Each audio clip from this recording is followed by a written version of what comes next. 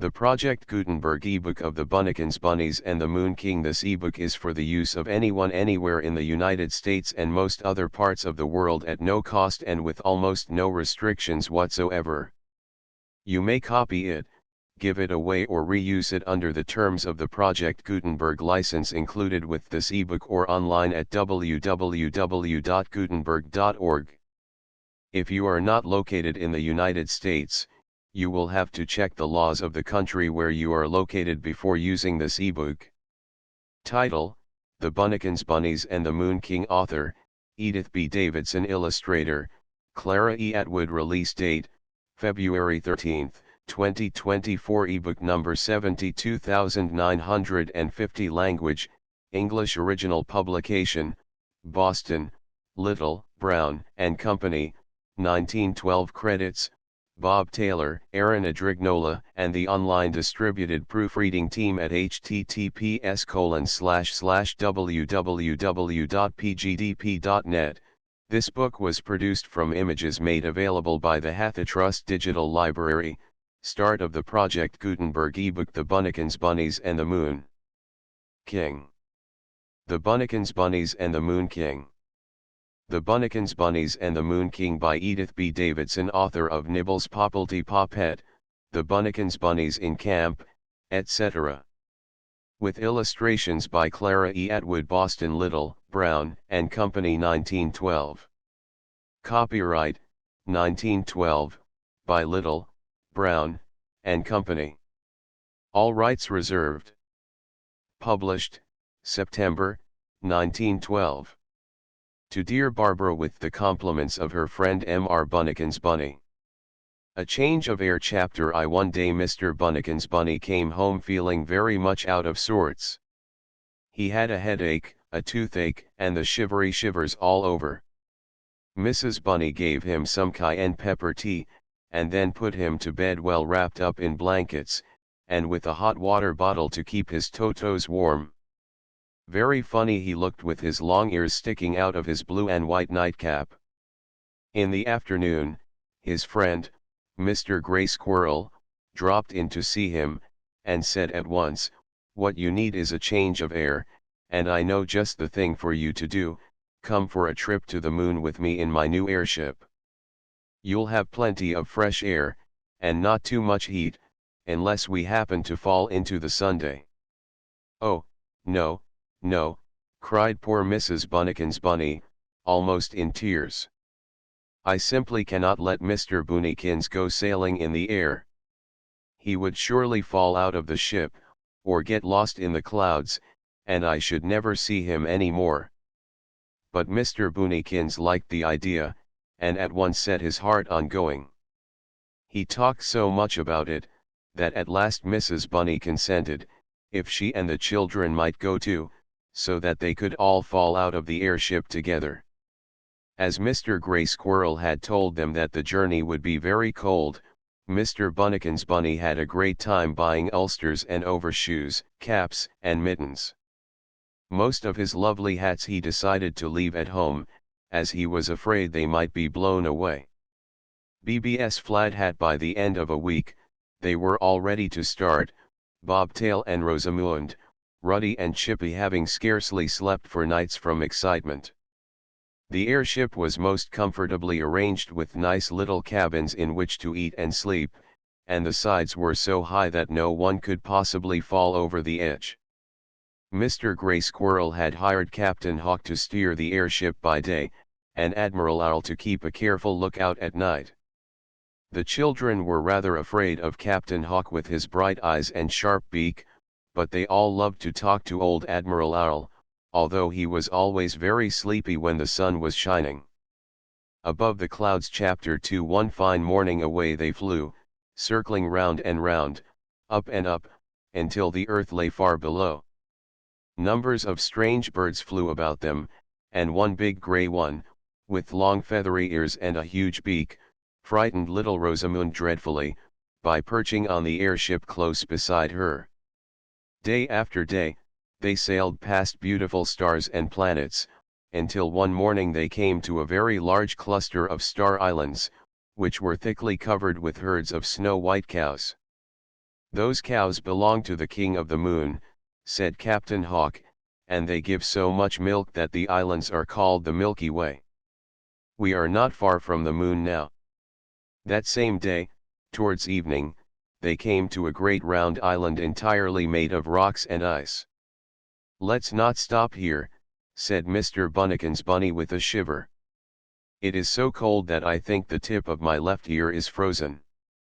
"But this is the island of the moon," exclaimed Admiral Owl, blinking his round eyes. "Oh, how I wish that I had stayed at home," groaned poor Mr. Bunnikins. "Mrs. Bunny did not want to come anyhow, and now we shall all freeze into icicles. Oh dear! Oh dear!" "Never mind," said his kind little wife. "We will wrap up warmly, and perhaps we shall have some sleighing." Sure enough, when they landed, they found a nice sleigh, drawn by 4 reindeer, ready to carry them to the hotel. In spite, however, of wearing 2 ulsters, fur-lined overshoes, a big muff, and a fur cap tied down under his chin, Mr. Bunnikins-Bunny's whiskers, which were all you could see of him, fairly shook with the cold. The hotel was all made of ice, so that everybody outside could see inside, and everybody inside could see outside.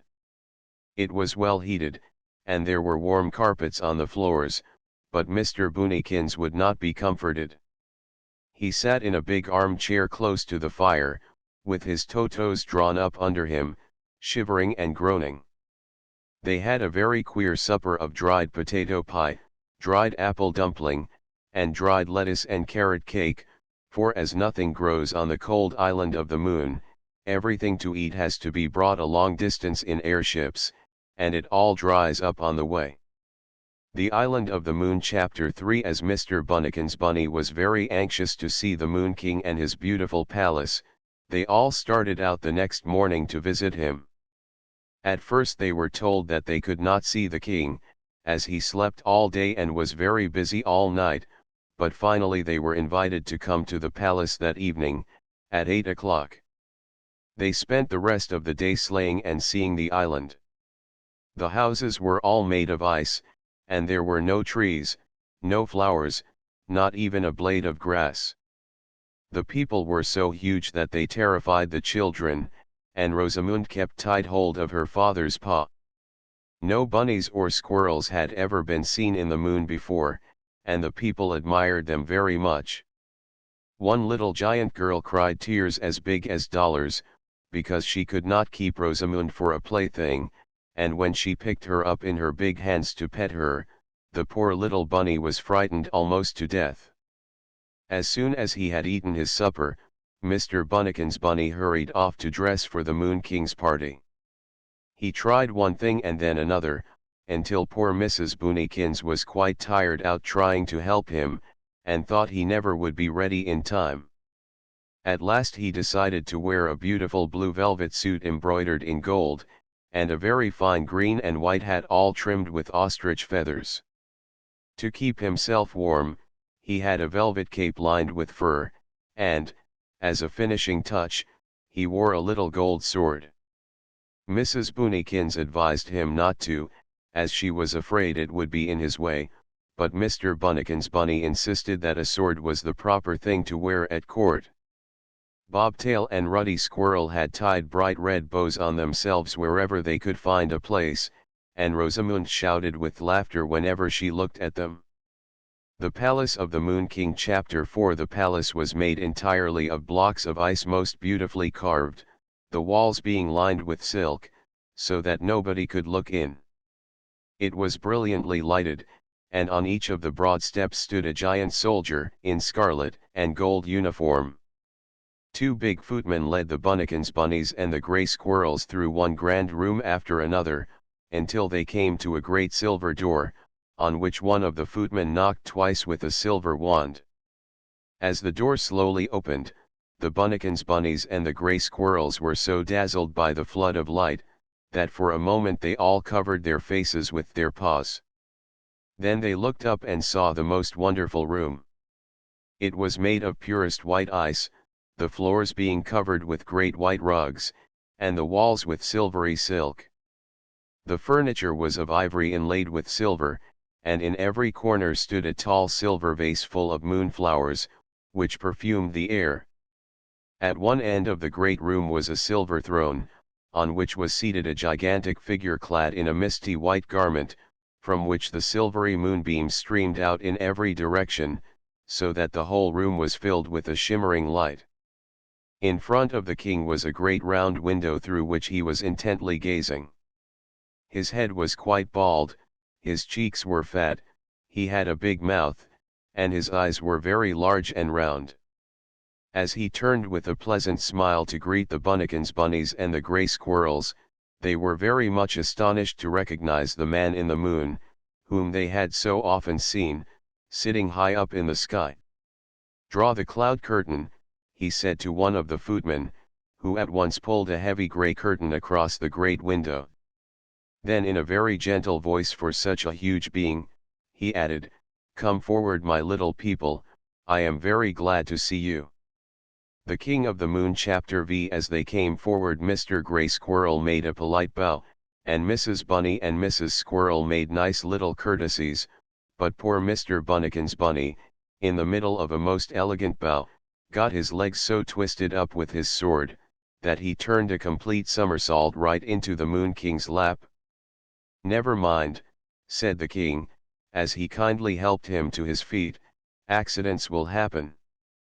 Have a piece of cheese." On the broad arm of the king's throne was a plate full of green cheese, of which he took a large piece himself, after offering it to the bunnies and the squirrels. "Do you make your own cheese?"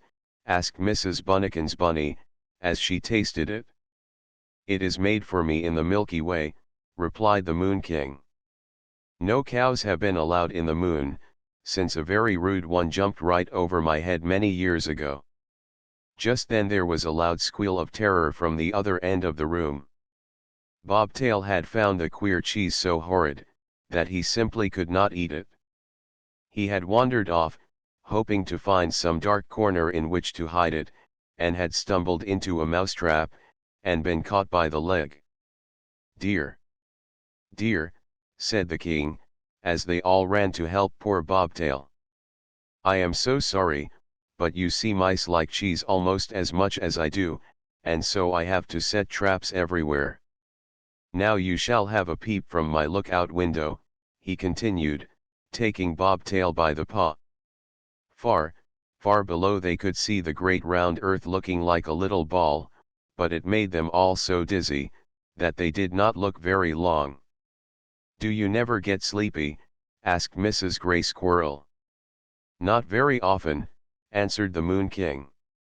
"There are times when I can watch with one eye, and then I have taught the other eye to go to sleep." "I thought you had a dog," said Mr. Bunnikins-Bunny. "I did have a very fine yellow dog, but alas, I lost him long ago," and the king, with a sigh, wiped away a tear. "His name was Ebenezer, but we called him Sneezer for short, because he was so fond of mouse patties flavored with pepper, which made him sneeze. He was always chasing cats.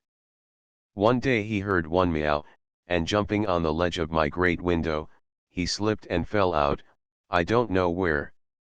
Since then, however, so many yellow dogs have been seen on the island of Sirius, that it is now called the Dog Star, and I believe that Sneezer landed there."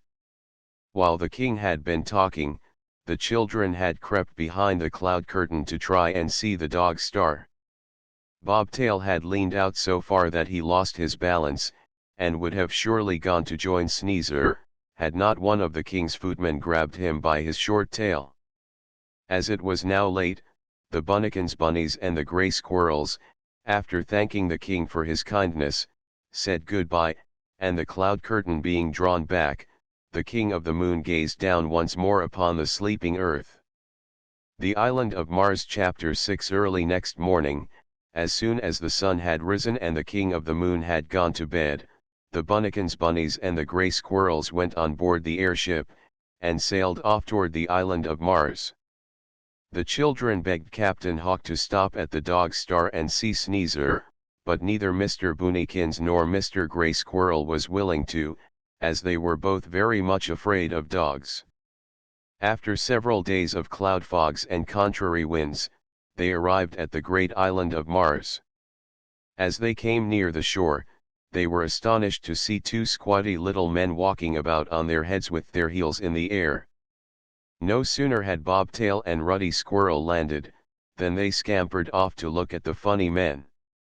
When they came near them, however, they were walking on their feet. They told Bobtail that they could walk as easily on one end as the other, and so by changing they never were tired. When Mr. Bunnikins-Bunny asked the way to the nearest town, the little men offered to go with them, as it was not far off. The village looked very pretty as they approached, surrounded by fruit trees and gardens of flowers, but the houses seemed most peculiar.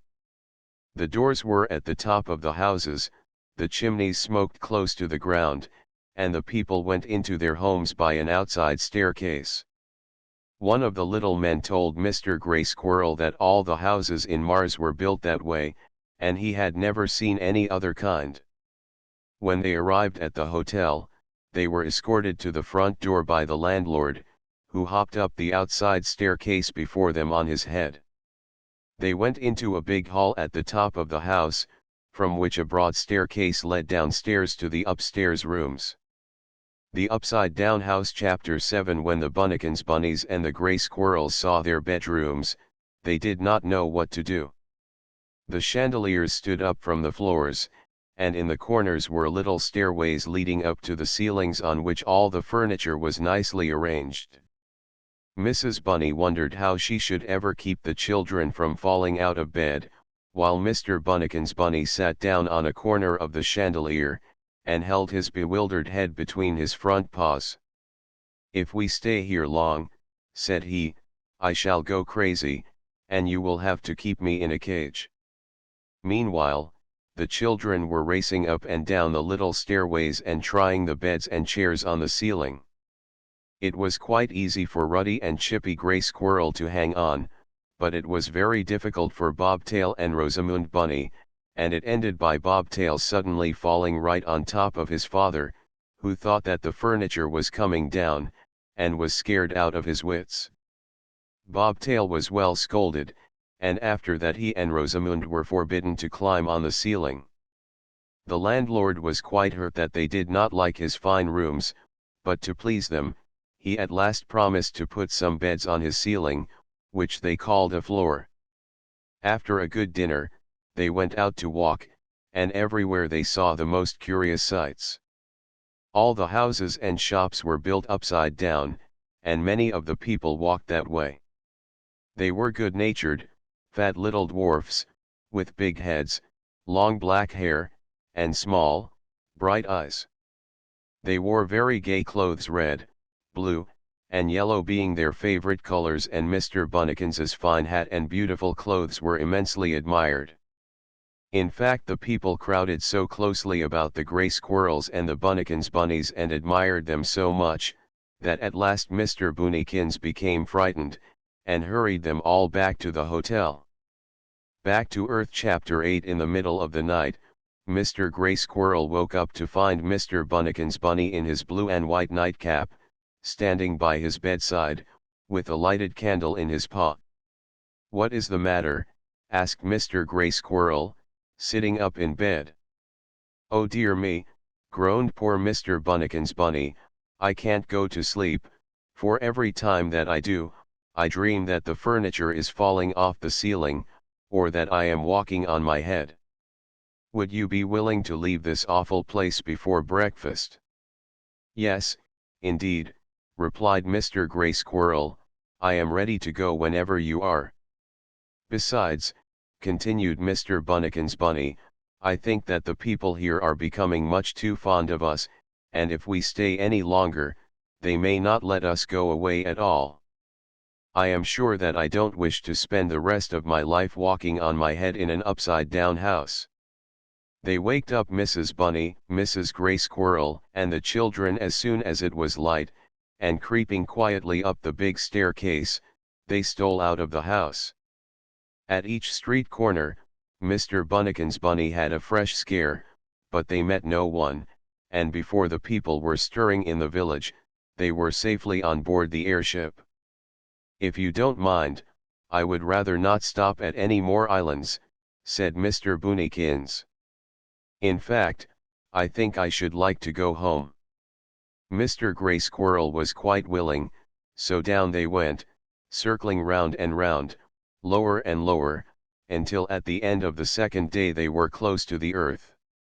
What a sigh of relief Mr. Bunnikins-Bunny gave as he set his foot once more on familiar ground. As they said goodbye, he thanked Mr. Gray Squirrel warmly, and assured him that he had had a most wonderful trip. But as they walked towards home, he said to Mrs. Bunnikins, "Well, my dear, I have always thought that I should like to be a bird and fly in the air, but now, I am quite contented to be myself, and stay on the good old solid earth." End of the Project Gutenberg ebook. The Bunnikins-Bunnies and the Moon King updated editions will replace the previous one. The old editions will be renamed. Creating the works from print editions not protected by U.S. copyright law means that no one owns a United States copyright in these works, so the Foundation, and you, can copy and distribute it in the United States without permission and without paying copyright royalties.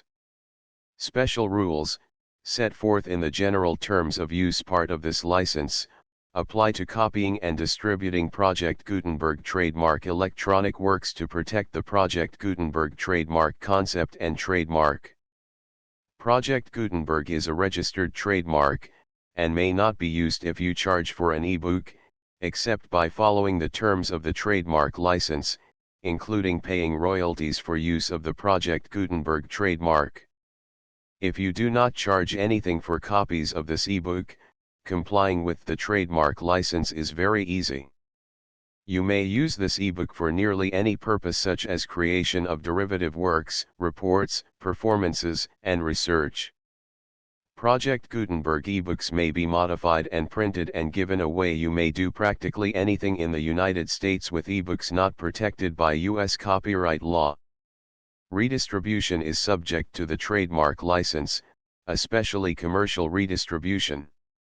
Start, full license. The full Project Gutenberg license. Please read this before you distribute or use this work to protect the Project Gutenberg trademark mission of promoting the free distribution of electronic works. By using or distributing this work, or any other work associated in any way with the phrase Project Gutenberg, you agree to comply with all the terms of the full Project Gutenberg trademark license available with this file or online at www.gutenberg.org/license. Section 1. General Terms of Use and Redistributing Project Gutenberg Trademark Electronic Works 1.a. By reading or using any part of this Project Gutenberg trademark electronic work, you indicate that you have read, understand, agree to and accept all the terms of this license and intellectual property, trademark/copyright, agreement. If you do not agree to abide by all the terms of this agreement, you must cease using and return or destroy all copies of Project Gutenberg trademark electronic works in your possession. If you paid a fee for obtaining a copy of or access to a Project Gutenberg trademark electronic work and you do not agree to be bound by the terms of this agreement, you may obtain a refund from the person or entity to whom you paid the fee as set forth in paragraph 1.e.8. 1.b. Project Gutenberg is a registered trademark. It may only be used on or associated in any way with an electronic work by people who agree to be bound by the terms of this agreement. There are a few things that you can do with most Project Gutenberg trademark electronic works even without complying with the full terms of this agreement. See paragraph 1.c below. There are a lot of things you can do with Project Gutenberg trademark electronic works if you follow the terms of this agreement and help preserve free future access to Project Gutenberg trademark electronic works. See paragraph 1.e below. 1.c. The Project Gutenberg Literary Archive Foundation, the foundation or PGLOF, owns a compilation copyright in the collection of Project Gutenberg trademark electronic works. Nearly all the individual works in the collection are in the public domain in the United States. If an individual work is unprotected by copyright law in the United States and you are located in the United States, we do not claim a right to prevent you from copying, distributing, performing, displaying, or creating derivative works based on the work as long as all references to Project Gutenberg are removed. Of course, we hope that you will support the Project Gutenberg trademark mission of promoting free access to electronic works by freely sharing Project Gutenberg trademark works in compliance with the terms of this agreement for keeping the Project Gutenberg trademark name associated with the work. You can easily comply with the terms of this agreement by keeping this work in the same format with its attached full Project Gutenberg trademark license when you share it without charge with others. 1.d. The copyright laws of the place where you are located also govern what you can do with this work. Copyright laws in most countries are in a constant state of change. If you are outside the United States, check the laws of your country in addition to the terms of this agreement before downloading, copying, displaying, performing, distributing or creating derivative works based on this work or any other Project Gutenberg trademark work. The Foundation makes no representations concerning the copyright status of any work in any country other than the United States. 1.e Unless you have removed all references to Project Gutenberg, 1.e.1. The following sentence, with active links to, or other immediate access to, the full Project Gutenberg trademark license must appear prominently whenever any copy of a Project Gutenberg trademark work, any work on which the phrase Project Gutenberg appears, or with which the phrase Project Gutenberg is associated, is accessed, displayed, performed, viewed, copied or distributed. This ebook is for the use of anyone anywhere in the United States and most other parts of the world at no cost and with almost no restrictions whatsoever. You may copy it, give it away or reuse it under the terms of the Project Gutenberg license included with this ebook or online at www.gutenberg.org. If you are not located in the United States, you will have to check the laws of the country where you are located before using this ebook. 1.e.2. If an individual Project Gutenberg trademark electronic work is derived from texts not protected by U.S. copyright law, does not contain a notice indicating that it is posted with permission of the copyright holder, the work can be copied and distributed to anyone in the United States without paying any fees or charges. If you are redistributing or providing access to a work with the phrase Project Gutenberg associated with or appearing on the work, you must comply either with the requirements of paragraphs 1.e.1 through 1.e.7 or obtain permission for the use of the work and the Project Gutenberg trademark as set forth in paragraphs 1.e.8 or 1.e.9. 1.e.3. If an individual Project Gutenberg trademark electronic work is posted with the permission of the copyright holder, your use and distribution must comply with both paragraphs 1.e.1 through 1.e.7 and any additional terms imposed by the copyright holder. Additional terms will be linked to the Project Gutenberg trademark license for all works posted with the permission of the copyright holder found at the beginning of this work. 1.e.4. Do not unlink or detach or remove the full Project Gutenberg trademark license terms from this work, or any files containing a part of this work or any other work associated with Project Gutenberg trademark. 1.e.5. Do not copy, display, perform, distribute or redistribute this electronic work, or any part of this electronic work, without prominently displaying the sentence set forth in paragraph 1.e.1 with active links or immediate access to the full terms of the Project Gutenberg trademark license. 1.e.6. You may convert to and distribute this work in any binary, compressed, marked up, non-proprietary or proprietary form, including any word processing or hypertext form. However, if you provide access to or distribute copies of a Project Gutenberg trademark work in a format other than plain vanilla ASCII or other format used in the official version posted on the official Project Gutenberg trademark website, www.gutenberg.org, you must, at no additional cost, fee, or expense to the user, provide a copy, a means of exporting a copy, or a means of obtaining a copy upon request, of the work in its original plain vanilla ASCII or other form. Any alternate format must include the full Project Gutenberg trademark license as specified in paragraph 1.e.1. 1.e.7. Do not charge a fee for access to, viewing, displaying, performing, copying or distributing any Project Gutenberg trademark works unless you comply with paragraph 1.e.8 or 1.e.9. 1.e.8. You may charge a reasonable fee for copies of or providing access to or distributing Project Gutenberg trademark electronic works provided that, you pay a royalty fee of 20% of the gross profits you derive from the use of Project Gutenberg trademark works calculated using the method you already use to calculate your applicable taxes. The fee is owed to the owner of the Project Gutenberg trademark, but he has agreed to donate royalties under this paragraph to the Project Gutenberg Literary Archive Foundation. Royalty payments must be paid within 60 days following each date on which you prepare, or are legally required to prepare, your periodic tax returns.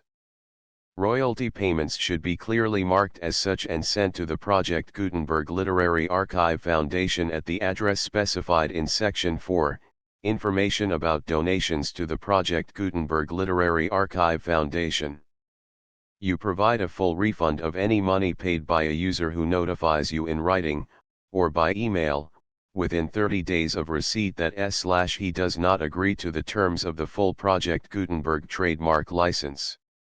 You must require such a user to return or destroy all copies of the works possessed in a physical medium and discontinue all use of and all access to other copies of Project Gutenberg trademark works.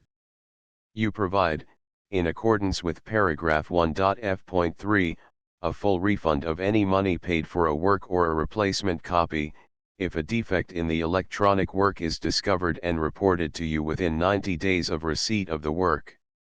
You comply with all other terms of this agreement for free distribution of Project Gutenberg trademark works. 1.e.9.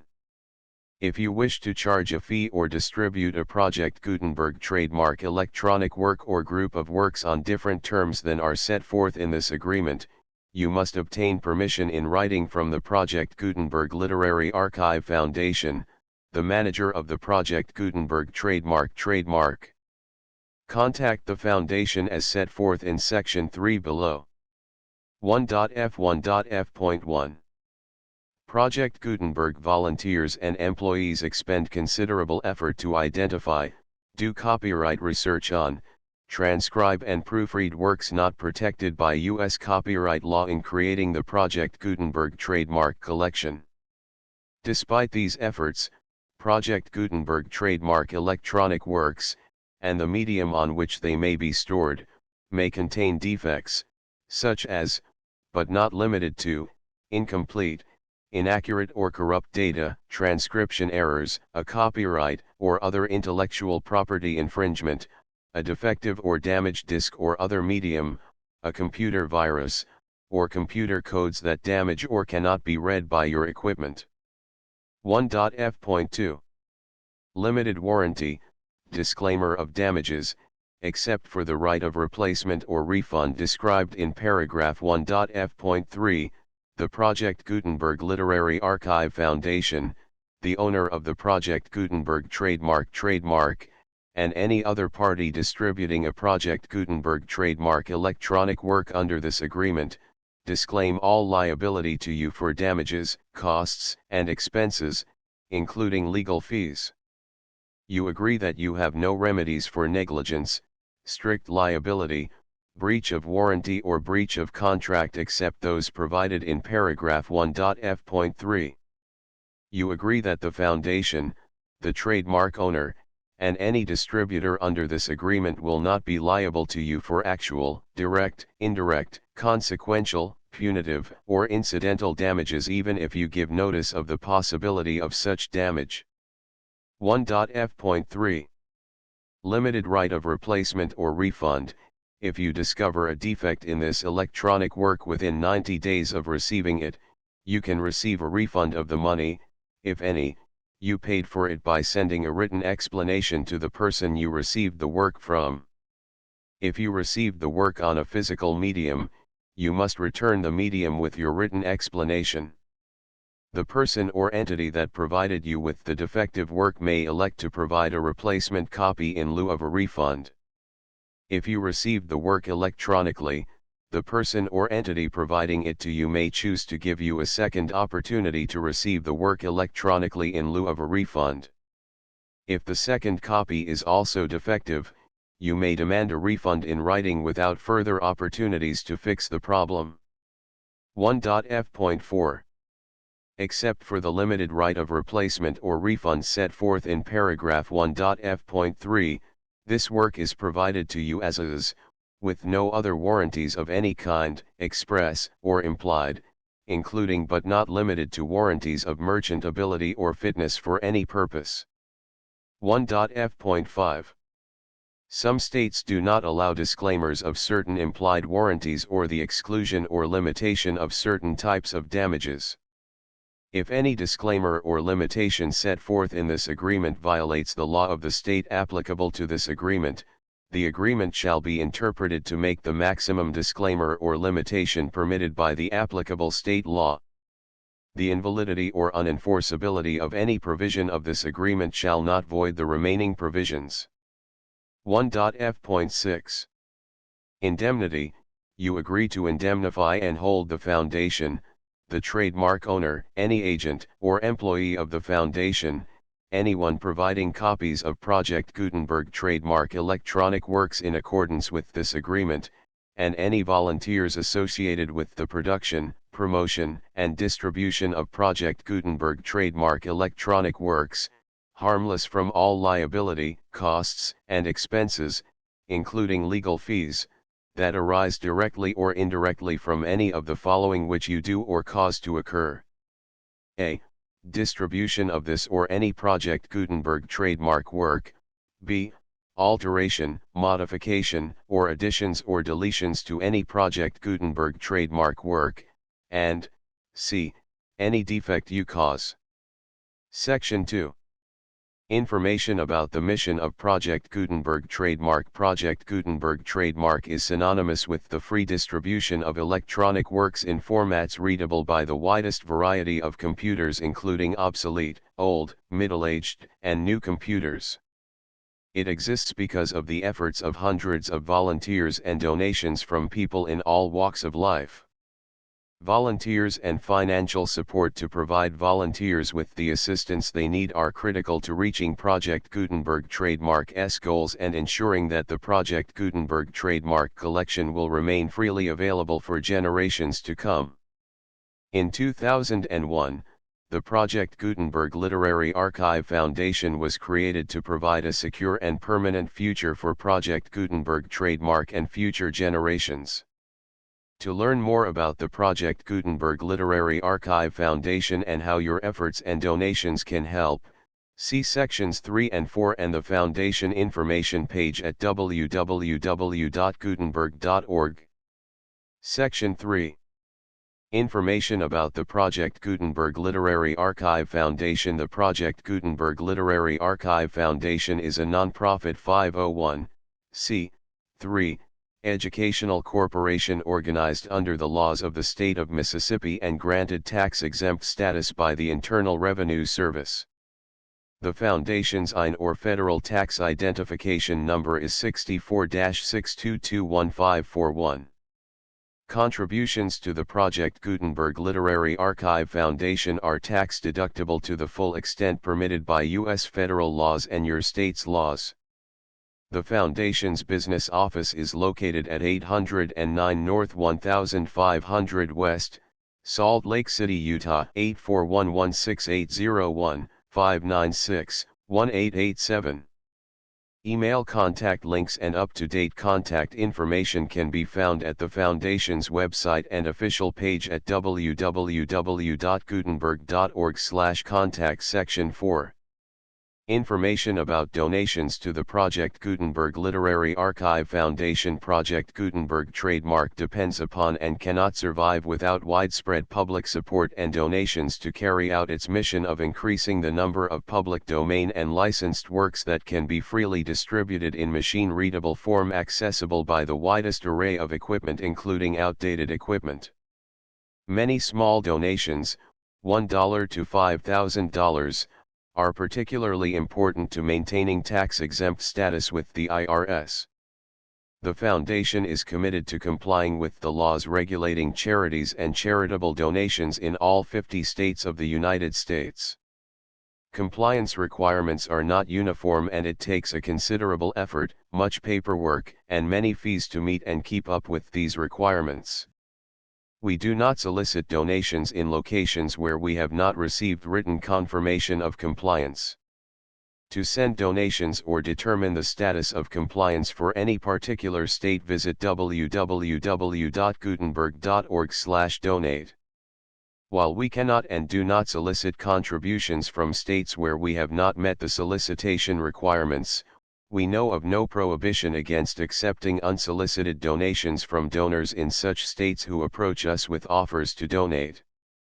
International donations are gratefully accepted, but we cannot make any statements concerning tax treatment of donations received from outside the United States.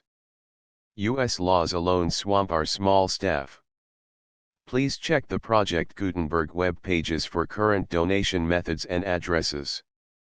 Donations are accepted in a number of other ways including checks, online payments, and credit card donations. To donate, please visit www.gutenberg.org/donate. Section 5.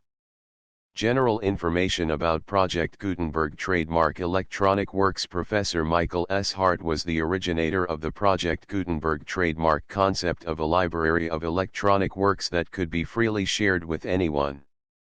For 40 years, he produced and distributed Project Gutenberg trademark ebooks with only a loose network of volunteer support.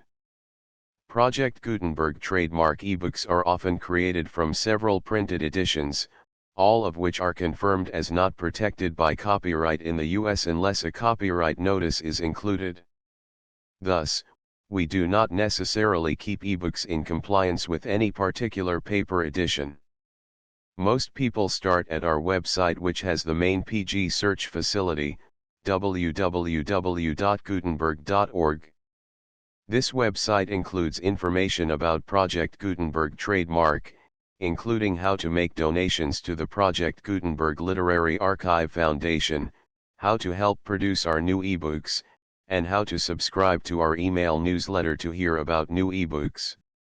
The Bunnikins-Bunnies and the Moon King. A Change of Air Chapter I. Above the Clouds Chapter 2. The Island of the Moon Chapter 3. The Palace of the Moon King Chapter 4. The King of the Moon Chapter V. The Island of Mars Chapter 6. The Upside Down House Chapter 7. Back to Earth Chapter 8. The Full Project Gutenberg License PG-7 PG-8 PG-9 PG-10 PG-11 PG-12 PG-13 PG-15 PG-16 PG-17 PG-18 PG-19 PG-20 PG-21 PG-22 PG-23 PG-24 PG-27 PG-28 PG-29 PG-31 PG-32 PG-33 PG-34 PG-35 PG-36 PG-37 PG-38 PG-39 PG-41 PG-42 PG-43 PG-45 PG-46 PG-47 PG-48 PG-49 PG-50 PG-51 PG-52 PG-53 PG-54 PG-55 PG-56 PG-57 PG-59 PG-60 PG-61 PG-62 PG-63